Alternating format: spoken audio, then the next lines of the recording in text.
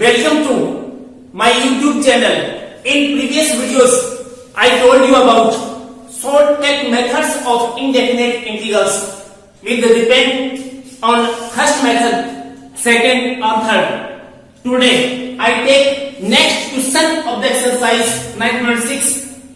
Integral of x power 7 into e power x into dx. This is depend on fourth method of integration by parts.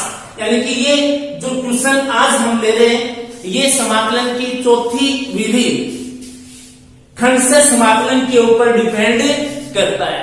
अब ये जो tuition है इस tuition के अंदर ये आपका x पावर 7 यानी कि integral of x power n which n constant है, वेर n कांस्टेंट n, इसके साथ अपने पास e पावर x यानी कि एक्सपोनेंशियल फंक्शन आ सकता है या फिर ट्रिग्नोमेट्रिक फंक्शन जिसमें sin x या फिर ट्रिग्नोमेट्रिक फंक्शन और cos x, इस तरीके से इसके साथ आ सकते हैं, इक्वेशन अपना बन सकता है। बट इनमें ध्यान में रखने की बात यह है कि ये जो आपका x है ये लीनियर होगा भी, ये x ये भी कैसा लीनियर, ये x ये भी कैसा भी लीनियर। हाँ, इनके साथ प्लस में माइनस में मल्टीप्लाई में डिवाइड में कुछ भी हो सकता है, बट कैसे होंगे, लीनियर होगा वेरिएबल, और ये क्वेश्चन अपना बन जाएगा।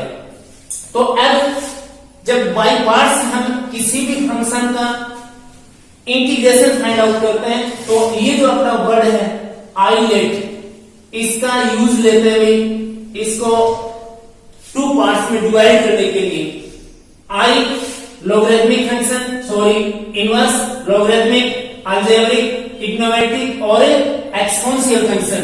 तो इसके अंदर जब हम देखेंगे तो x पावर 7 और e power x exponential function and x power n ये अपने पास क्या भी अलजेब्रिक फंक्शन है।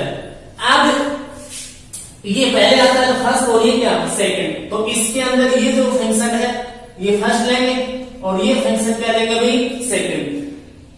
जैसा कि आप जानते हो कि जो अपने पास ये फंक्शन है फर्स्ट और ये क्या सेकंड वाला जो फॉर्मूला अपना है, इस फॉर्मूला के according first as it is integration of second minus integration first जो आपका है उसका डिफरेंशिएशन एंड सेकंड जो है उसका इंटीग्रेशन और इसका भी क्या इंटीग्रेशन, इस तरीके से अपना फॉर्मूला है वो।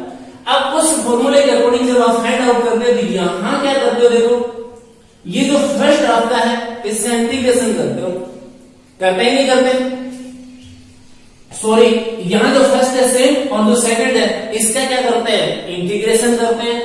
इसके बाद यहां फर्स्ट का क्या करते हो आप डेरिवेटिव और फिर सेकंड का क्या करते हो इंटीग्रेशन। फर्स्ट सेम, देखना फर्स्ट सेम, सेकंड का इंटीग्रेशन, फिर फर्स्ट का डेरिवेटिव और सेकंड का क्या इंटीग्रेशन। जब ये कंप्लीट नहीं होता तो दोबारा से यहां आप क्या लेते हो फर्स्ट और क्या सेकंड, फिर दोबारा से ये जो फर्स्ट है एज इट इज और फिर सेकंड का क्या इंटीग्रेशन माइनस फर्स्ट का डिफरेंशिएशन और सेकंड का क्या इंटीग्रेशन, फिर कंप्लीट नहीं होता तो ये प्रोसेस अपनी चलती रहती है। तो यहां प्रोसेस को लंबा नहीं खींचेंगे हम, इस प्रोसेस को बिल्कुल शॉर्ट बनाना है और शॉर्ट बनाएंगे, शॉर्ट बनाकर इसका हम आंसर फाइंड आउट करेंगे। इसके लिए आपका जो ये फर्स्ट फंक्शन है कौन सा x पावर n वाला, x पावर n वाला, इसका तुम्हें एक बार शुरुआत में एज इट इज जैसा है वैसा का वैसा रख देना है और फिर इसका डेरिवेटिव फाइंड आउट करते चले जाना है जब तक कि इसका आंसर 0 न आ जाए। आइए के अकॉर्डिंग इसका हम सॉल्यूशन लेते हैं। तो फर्स्ट ऑफ ऑल आपको जो फर्स्ट पार्ट है वो एक बार same as it is put कर दीजिए, जैसे x पावर अपने पास कितना 7 पुट हो जाएगा। इसके बाद जो नेक्स्ट पार्ट है उनमें ये जो फर्स्ट है इसका हमें डेरिवेटिव करना है, तो ये x पावर 7 इसका डेरिवेटिव है अपने पास 7, x पावर कितना 6, फिर जो नेक्स्ट आएगा उसमें फिर इसका डेरिवेटिव कर दो यानी कि 42 और x पावर कितना भाई 5, नेक्स्ट स्टेप आएगा, फिर इसका डेरिवेटिव कर दो, तो इसका डेरिवेटिव x पावर कितना भाई 4 और 5 को इससे मल्टीप्लाई करना है, 5 टू 10 और ये 20 यानी कि 21। नेक्स्ट स्टेप में फिर इसका डेरिवेटिव करना है यानी कितना x पावर 3 और 3 को फिर 4 को इससे मल्टीप्लाई करना है 0 4 और 4 टू जाए कितना 8। इसके बाद में फिर इसका डेरिवेटिव यानी कि x स्क्वायर और 3 को इससे मल्टीप्लाई कर देते हैं तो 0 12 है और 20 कितना 5। इसके बाद फिर इसका डेरिवेटिव यानी कि x और फिर इस 2 को इससे मल्टीप्लाई करें तो यानी कि अपने पास 50 और ये कितना 40। फिर आगे इसका डेरिवेटिव x का कितना 1 यानी कि 50 और 40 और फिर इसका डेरिवेटिव वो कितना भाई 0 यानी कि जब तक 0 ना आ जाए तब तक इसका डेरिवेटिव हम कंप्लीट करते रहेंगे। तो अब जो अपने पास नेक्स्ट स्टेप है यानी कि नेक्स्ट टर्म है e पावर x, इसका हमें इंटीग्रेशन करना है।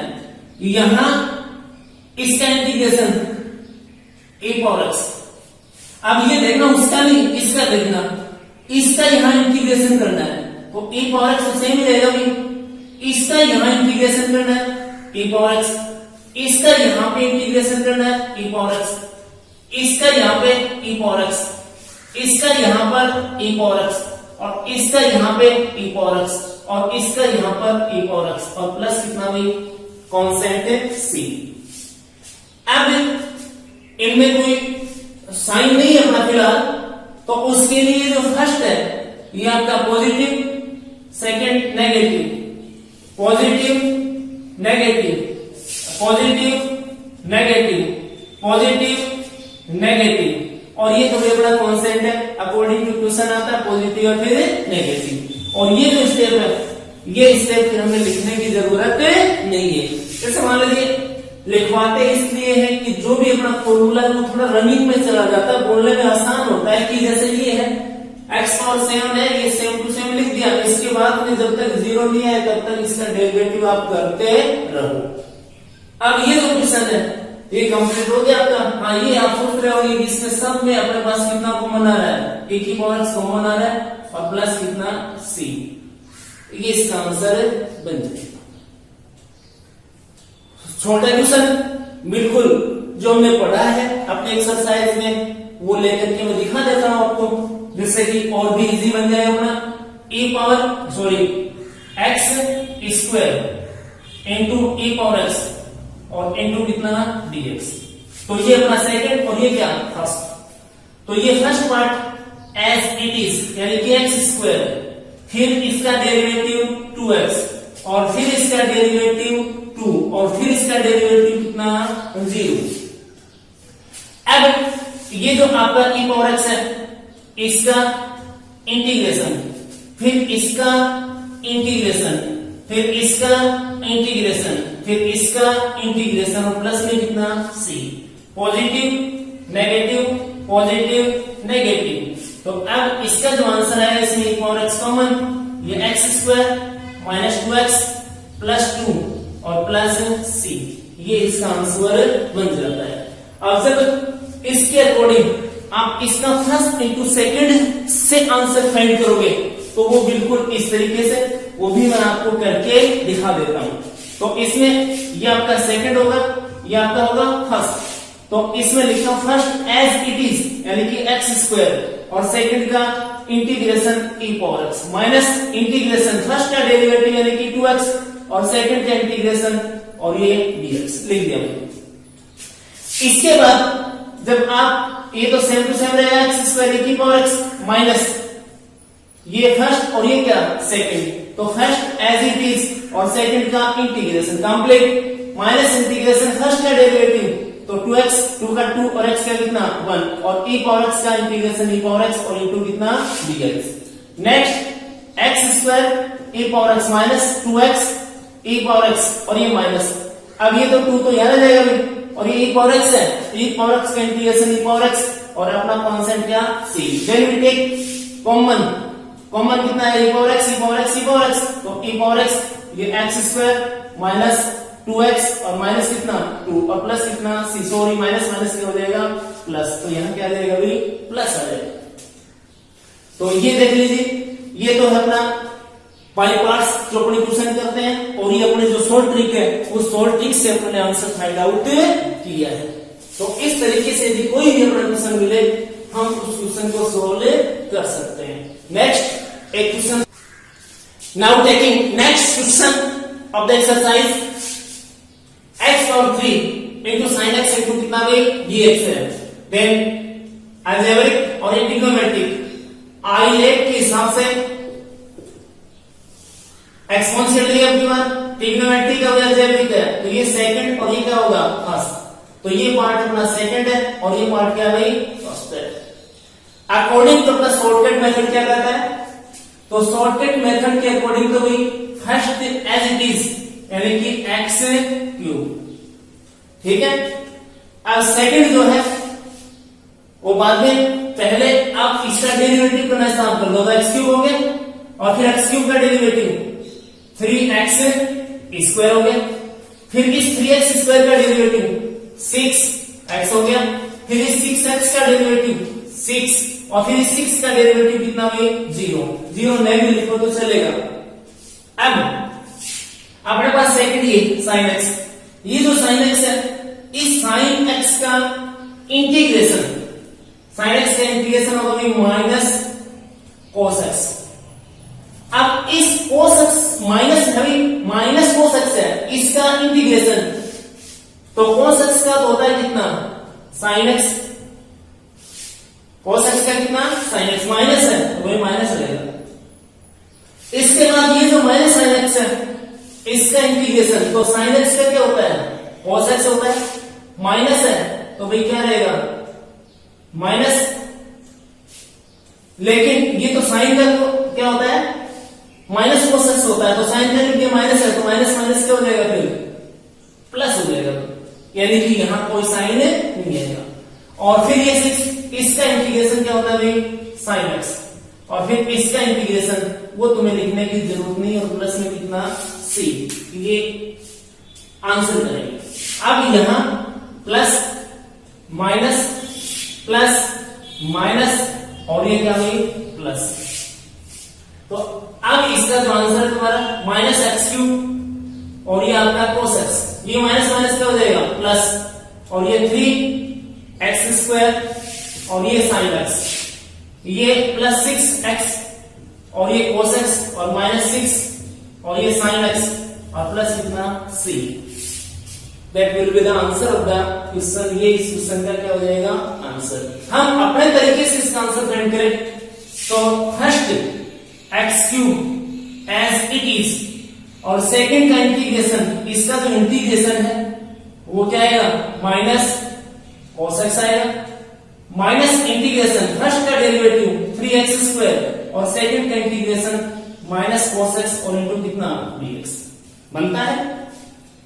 इसके बाद ये एक्स क्यूब और ये आपका cos x और ये साइन किसका माइनस का, ये माइनस और ये माइनस क्या हो जाएगा प्लस, इसके बाद ये फर्स्ट और ये वही क्या सेकंड पॉजिटिव है, तो first 3x square as it is और cos x का sin x, ठीक है, माइनस इंटीग्रेशन फर्स्ट का डेरिवेटिव यानी कि 6x और सेकंड का इंटीग्रेशन यानी कि cos x का sin x और इनटू कितना dx।